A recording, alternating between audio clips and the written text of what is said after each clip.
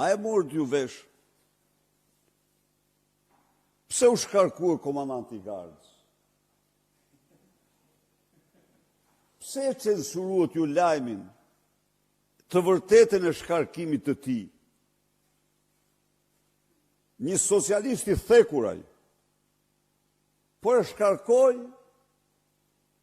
për fajin e vetëm se doli lajmi i shtrimit ti urgjent në spital. Shtrimit e Edi Ramës urgjent në spital.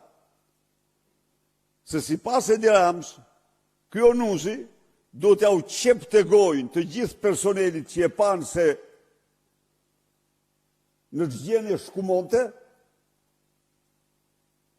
e panë dhe ky ishte fajtori. Dhe unë denoncoj heshtjen e medjave, sidomos me vetvrasjen që ndodhi fill mrapa të ushtarit të gardë. Një oficer, një ushtar profesionist, njëri i detyrës,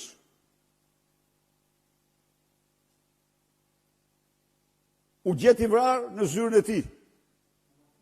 Urdhë? Në makinë, falenderoj, po, në makinë. Ju kujtohet ju vrasi i shoferit Fatmir Xhafs? Ju kujtohet? Po. Kur Xhafa ishte ministri i brendshëm. Kurse ky, çfarë ndodhi me te? E paraqiten se ky vrau veten në makinë. Edhe për Mehmet Shehun thanë që vrau veten në dhomë të gjumit.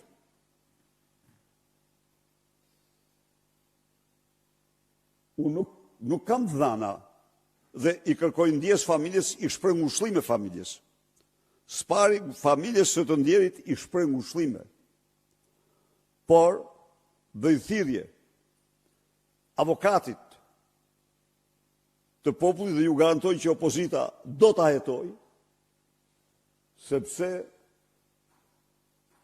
kjo ndodhi fill pas shkarkimit brutal të komandantit gardës për shkak të daljes së lajmit se Edi Rama shkoi, ashtu si shkon edhe herët e tjera, në spital dhe bëri një goditje.